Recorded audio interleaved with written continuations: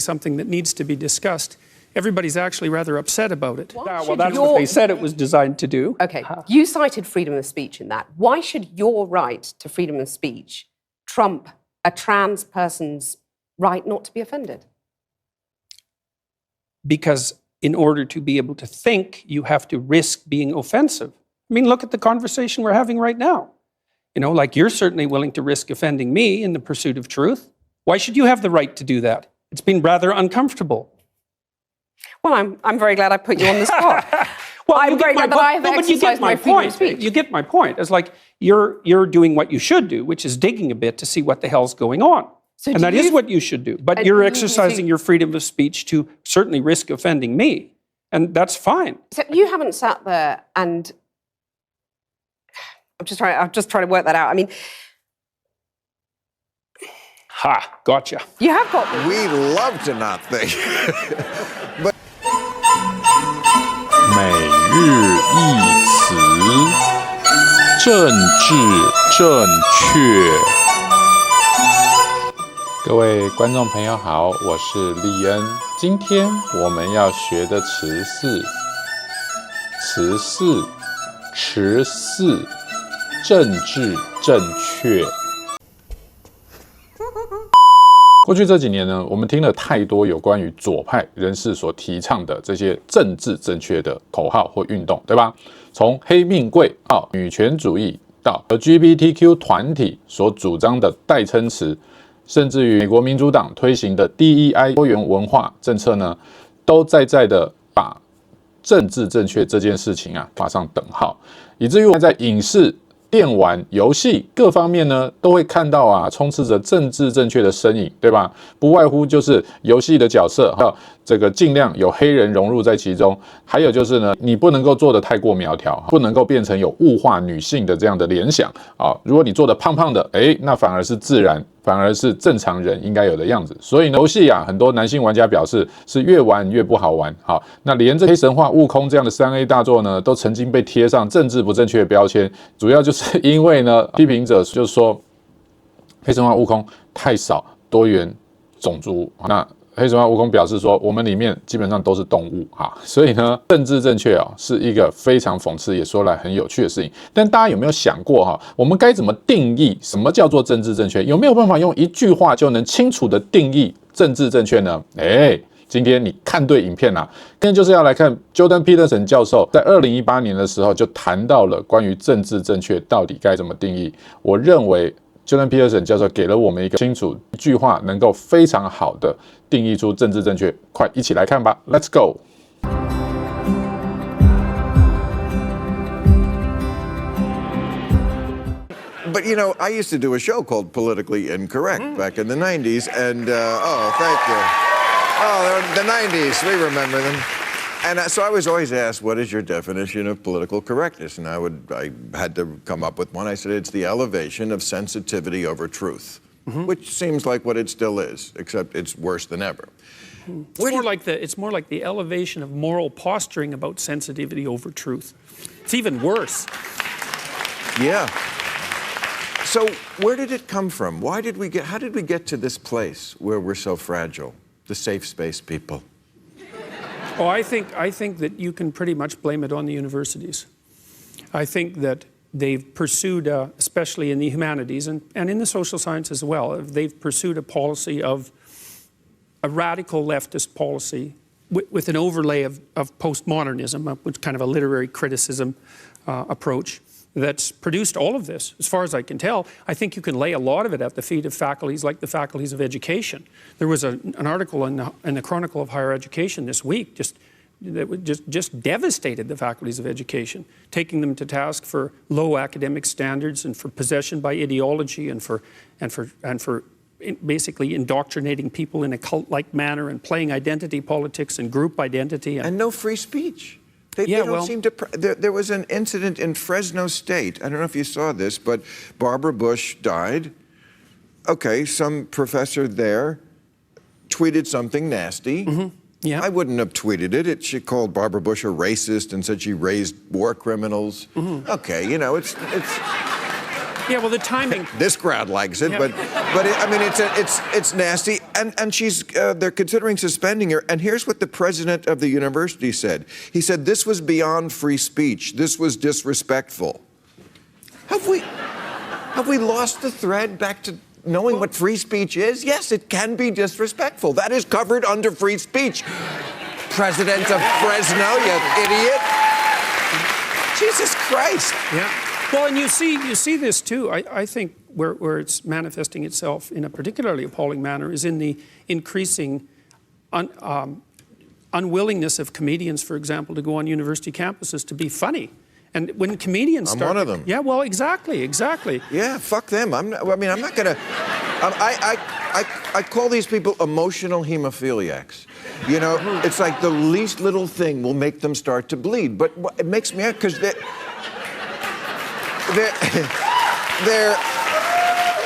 their answer is not to go into a room full of sharp objects. The answer is to make all of us wear bubble wrap.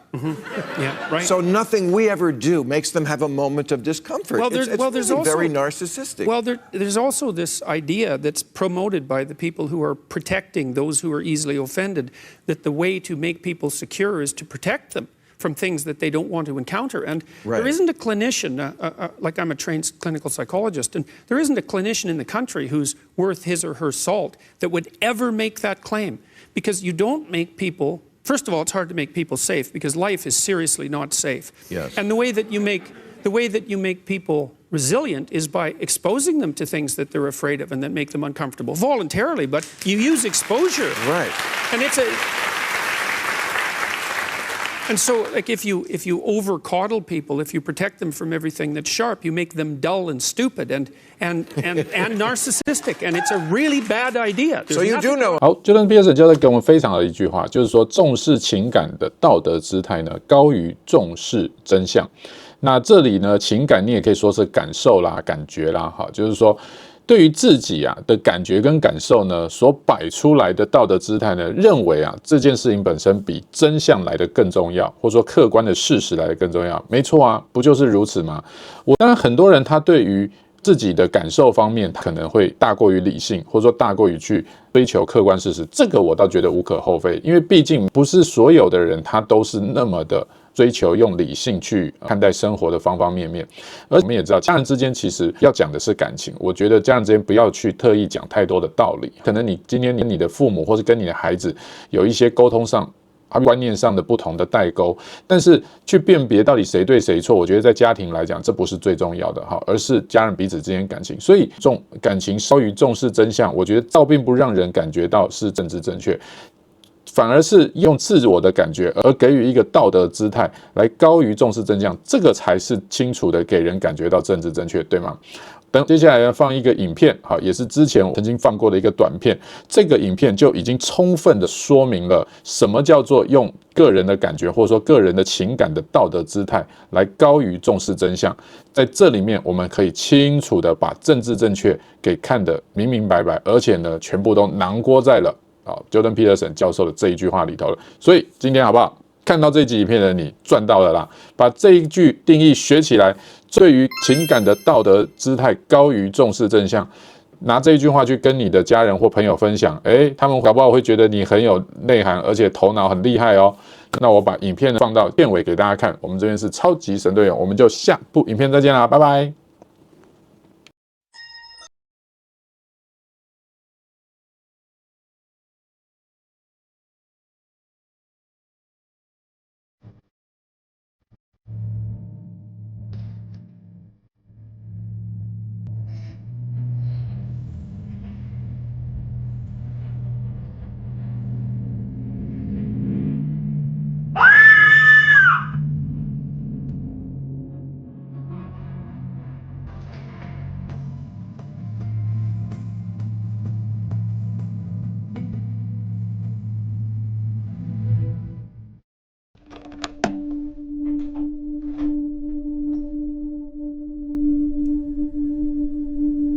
Welcome.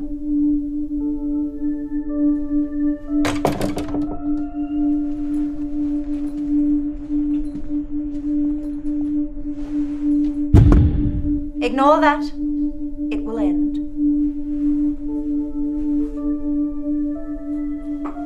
Now, our first question, 1 plus 1. Yes. 2. Incorrect. Yes. Multiculturalism. Well done, Simon. Next question. What is 3 times 3? Yes? 9. Wrong. Yes, Penelope. Gender equality. Very good, Penelope. Is this a joke? You think gender equality is a joke? No, but isn't this a maths class? Don't be so racist. I just asked a question. We don't ask questions. Questions are offensive. Yeah! Now, students, I trust you've all completed your research assignments. And remember, the person with the highest mark will be flying to New York to present their paper at the World Mathematics Summit. Well done, Penelope. 6 out of 10.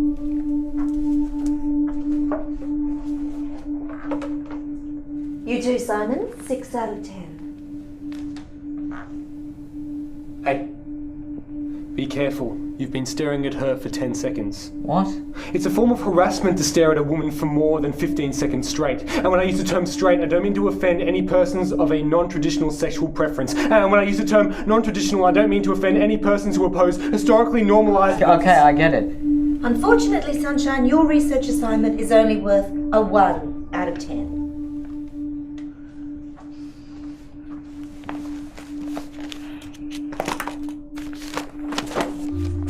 I've used Fourier transform and mathematical methods in electronics to analyze the electrodiagrams of at-risk patients and calculate their risk of experiencing a heart attack. I mean, it's a new method, but it could potentially save thousands of lives.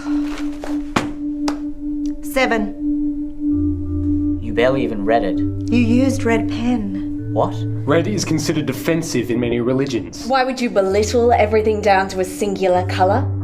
Well, humanity is a rainbow of beauty and spirituality. Yeah.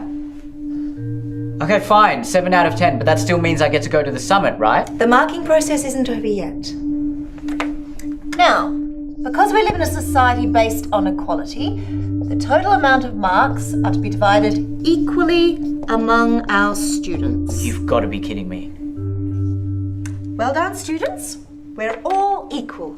We're all average. Yay! But then who gets to go to the summit? Oh, we haven't added our privilege points yet. Don't you know anything? That is correct. Now, Penelope, you are female, so that's +1 privilege point. However, you are white, so that's -1. I'm also bisexual. +1. That leaves you with a total score of 6 out of 10. Simon, unfortunately, you're straight, white, and male. And cisgendered. Yes, so that's -4 privilege points, which leaves you with a total score of 1. It's only fair. Now you're male, and I don't like you. So that's -2 privilege points, but you are brown and sexually ambiguous. So that's +2. That leaves you with a total score of 5. Wait, why am I sexually ambiguous? And finally, Sunshine. I'm gay, I'm trans, I'm Asian, I'm overweight, I'm lower class, I'm unintelligent, unattractive, I've got hairs on my nipples, and I also got body odor, and I can't really run properly or tie my shoelaces by myself. And I once watched a pigeon die. Wonderful, Sunshine. That's 13 privilege points. That leaves you with a total score of 18 out of 10. Well done, Sunshine. You're going to New York. Hooray, Sunshine! We knew you could do it! Let me see this.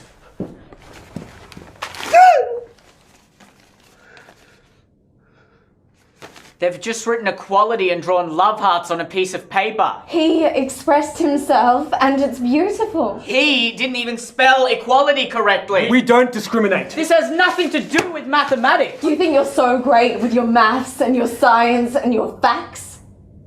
What about feelings, huh? Yeah. Feelings are more important than facts. Yeah! This is wrong. You're all crazy. Stop violating me with your different opinions. I have the right to speak my mind. No, we have the right not to be offended. And that's more important. And if you don't stop verbally assaulting us, we will be forced to attack you in self-defense. Can't do that. Actually, We have every right to do so. And it's illegal for you to fight back. Yeah! This is insane. Prepare to die a noble social justice warrior. Death!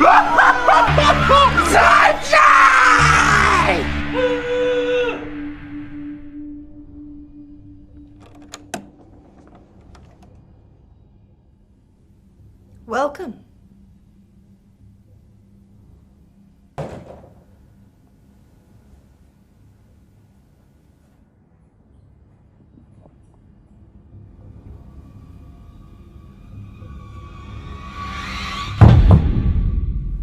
Ignore that.